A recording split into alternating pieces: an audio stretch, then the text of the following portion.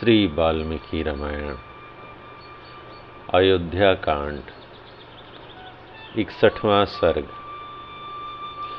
माता कौसल्या का विलाप पूर्वक राजा दशरथ को उपालभ्य देना।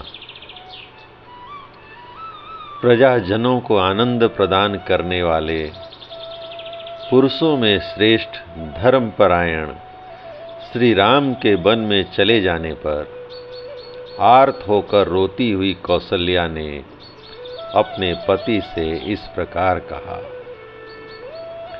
महाराज, यद्यपि तीनों लोकों में आपका महान यश फैला हुआ है, सब लोग यही जानते हैं कि रघुकुल नरेश दशरथ बड़े दयालु, उदार और प्रिय वचन बोलने वाले हैं।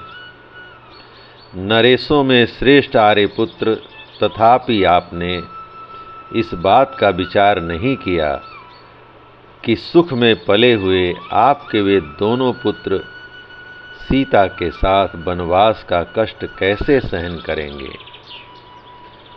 वह 16-18 वर्षों की सुकुमारी तरुणी मिथिलेश कुमारी सीता, जो सुख भोगने के ही योग्य है, वन में सर्दी गर्मी का दुख कैसे सहेगी। विशाल लोचना सीता सुंदर व्यंजनों से युक्त सुंदर स्वादिष्ट अन्न भोजन किया करती थी। अब वह जंगल की तिन्नी के चावल का सूखा भात कैसे खाएगी।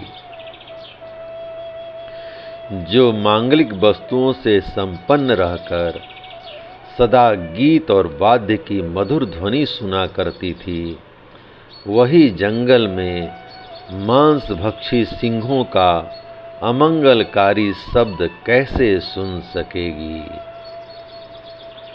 जो इंद्रध्वज के समान समस्त लोकों के लिए उत्सव प्रदान करने वाले थे, वे महाबली महाबाहु श्री राम अपनी परिह जैसी मोटी बांह का तकिया लगाकर कहाँ सोते होंगे।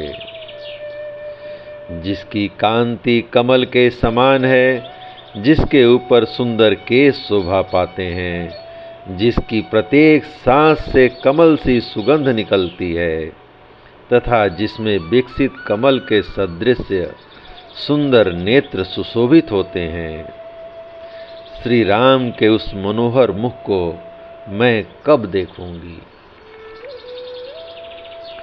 मेरा हृदय निश्चय ही लोहे का बना हुआ है, इसमें संशय नहीं है, क्योंकि श्री राम को न देखने पर भी मेरे इस हृदय के सहस्त्रों टुकड़े नहीं हो जाते हैं।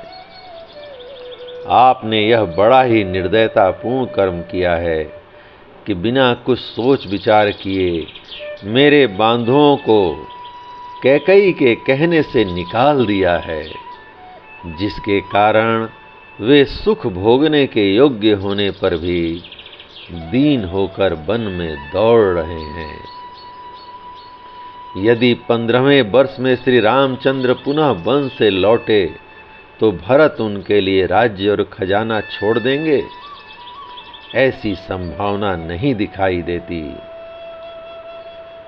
कहते हैं कुछ लोग श्राद्ध में पहले अपने बांधों को ही भोजन करा देते हैं, उसके बाद कृतकृत्य होकर निमंत्रित श्रेष्ठ ब्राह्मणों की ओर ध्यान देते हैं। परंतु वहां जो गुणवान एवं विद्वान देवतुल्य उत्तम ब्राह्मण होते हैं, वे पीछे अमृत भी परोसा गया हो तो उसको स्वीकार नहीं करते हैं। यद्यपि पहली पंक्ति में भी ब्राह्मण ही भोजन करके उठे होते हैं, तथापि जो श्रेष्ठ और विद्वान ब्राह्मण हैं, वे अपमान के भय से उस भुक्त शेष अन्न को उसी तरह ग्रहण नहीं कर पाते जैसे अच्छे बैल अपने सींग काटने को तैयार नहीं होते। महाराज, इसी प्रकार ज्येष्ठ और श्रेष्ठ भ्राता अपने छोटे भाई के भोगे हुए राज्य को कैसे ग्रहण करेंगे। वे उसका तिरस्कार क्यों नहीं कर देंगे। जैसे बाघ, गीदड़ आदि दूसरे जंतुओं के लाए या खाए हुए भक्ष्य पदार्थ को नहीं खाना चाहता, उसी प्रकार पुरुष सिंह श्री राम दूसरे के चाटे भोगे हुए राज्य भोग को स्वीकार नहीं करेंगे। हविष्य, घृत, पुरोडास, कुश और खादिर के यूप ये एक यज्ञ के उपयोग में आ जाने पर यातयाम हो जाते हैं, इसलिए विद्वान इनका फिर दूसरे यज्ञ में उपयोग नहीं करते हैं। इसी प्रकार निहसार, सुरा और भुक्ता वशिष्ठ यज्ञ संबंधी सोम रस की भांति इस भोगे हुए राज्य को श्री राम नहीं ग्रहण कर सकते। जैसे बलवान शेर किसी के द्वारा अपनी पूंछ का पकड़ा जाना नहीं सह सकता, उसी प्रकार श्री राम ऐसे अपमान को नहीं सह सकेंगे। समस्त लोक एक साथ होकर यदि महासमर में आ जाएं, तो भी वे श्री रामचंद्र जी के मन में भय उत्पन्न नहीं कर सकते। तथापि इस तरह राज्य लेने में अधर्म मानकर उन्होंने इस पर अधिकार नहीं किया। जो धर्मात्मा समस्त जगत को धर्म में लगाते हैं, वे स्वयं अधर्म कैसे कर सकते हैं। वे महापराक्रमी महाबाहु श्री राम अपने स्वर्ण भूषित बाणों द्वारा सारे समुद्रों को भी उसी प्रकार दग्ध कर सकते हैं, जैसे संवर्तक अग्निदेव प्रलय काल में संपूर्ण प्राणियों को भस्म कर डालते हैं। सिंह के समान बल और बैल के समान बड़े बड़े नेत्र वाला वैसा नरश्रेष्ठ वीर पुत्र स्वयं अपने पिता के ही हाथों द्वारा मारा गया, राज्य से वंचित कर दिया गया। ठीक उसी तरह जैसे मत्स्य का बच्चा अपने पिता मत्स्य के द्वारा ही खा लिया जाता है। आपके द्वारा धर्मपरायण पुत्र को देश निकाला दे दिया गया। अतः यह प्रश्न उठता है कि सनातन ऋषियों ने वेद में जिसका साक्षात्कार किया है तथा श्रेष्ठ द्विज जिसे अपने आचरण में लाए हैं, वह धर्म आपकी दृष्टि में सत्य है या नहीं।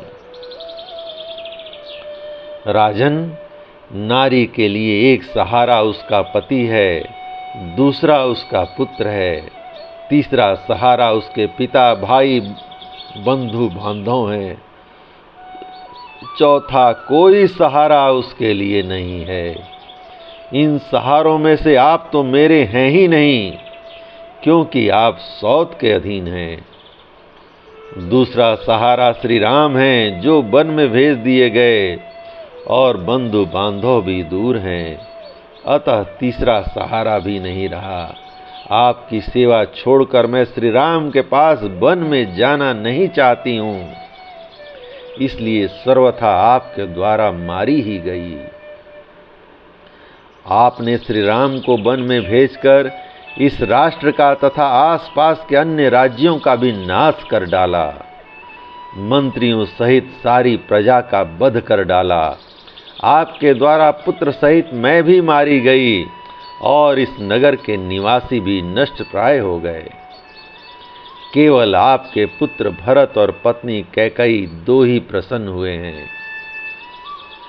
कौसल्या की यह कठोर शब्दों से युक्त वाणी सुनकर राजा दशरथ को बड़ा दुख हुआ। वे हा राम कहकर मूर्छित हो गए। राजा शोक में डूब गए। फिर उसी समय उन्हें अपने एक पुराने दुष्कर्म का स्मरण हो आया, जिसके कारण उन्हें यह दुख प्राप्त हुआ था। इस प्रकार श्री वाल्मीकि निर्मित आर्ष रामायण आदि काव्य के अयोध्या कांड का 61वां सर्ग प्रभु श्री राम की कृपा से पूर्ण हुआ। जय श्री राम।